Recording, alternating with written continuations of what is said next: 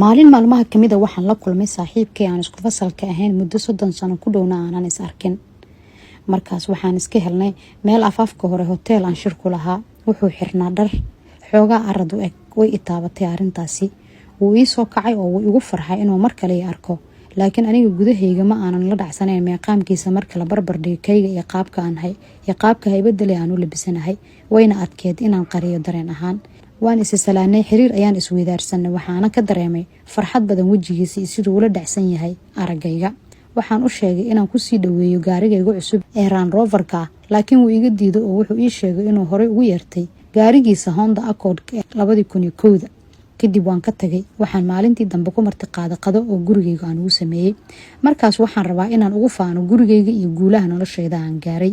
Sidoo kale fursadaha suurtagalka ah aan ka caawin karo saaxiibkay inaan weydiiyo. Dabcan caawinaantaas xitaa daacadayga ma aha, laakiin waxaan qiyaasayaa inuu baahan yahay oo duruufaysan yahay una baahan yahay inaan caawiyo anigoo u faanaya. Waxaan u kaxeeyay Backview-ga halkaas oo aan deganaa. Si weyn ayuu ula dhacay quruxda iyo weynanka gurigayga, laakiin ma oga inuu yahay mid aan deen culus ku qaatay oo weli laygu leeyahay. Kadib waan qadeynay. Wuxuu ii sheegay inuu galay ganacsi yar iyo arrimo dhismo ah. Waxaan la wadaagay fikrado badan oo ganacsi, laakiin umuusan muuqan mid aad u xiiseynaya. Waxaan weydiiyay haddii aan si uu caawin karo. Wuxuu ii sheegay inuu ladan yahay oo uusan caawinaad u baahnayn. Xitaa waxaan u sheegay in haddii uu doonayo inaan ka caawin karo inuu helo xoogaa deyn ah. Kor ayuu ii soo fiiriyay isagoo dhoola cadeynaya. Sheekadiina sii wada. Wuxuu ii sheegay inuu igu casuumi doono gurigiisa dhawaan isagana uusan u baahnayn wax caawinaad oo ladan yahay. Gaarigiisii ayaa u yimid. Markuu naga tagay ayaan Ilaahay ugu mahad celiyay waxaan haysto. Faraha Ilaahay ma sinna ayaan naftayda ku maaweeliyay anigoo iska dhaadhicinaya inaan ka sareeyo kana hanti badanahay ninkaas saaxiibkayga ah. 2 toddobaad kadib aniga iyo xaaskayga ayaa aadnay gurigiisa. Markii hore xaaskayga way ka cagajiideysay inaan aadno sababtoo ah ma aysan la dhacsanayn heer nololeedka ninkaas ka muuqatay iyo inuu istaahilo inaan booqano. Way iskala weyneed calaashaan. Waxaan isku dayay inaan ku qanciyo inaan saaxiib dhow ahayn waayihii jaamacadda, igana codsaday in aniga iyo ayada baan isku raacno.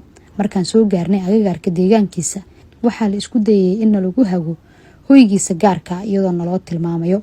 Qoladana horkacisay amaba waa ilaaladiisii ayaan ka dareemay inay si xushmad leh markasta oo magaciisa aan ku hadaaqno noo soo dhaweynayeen.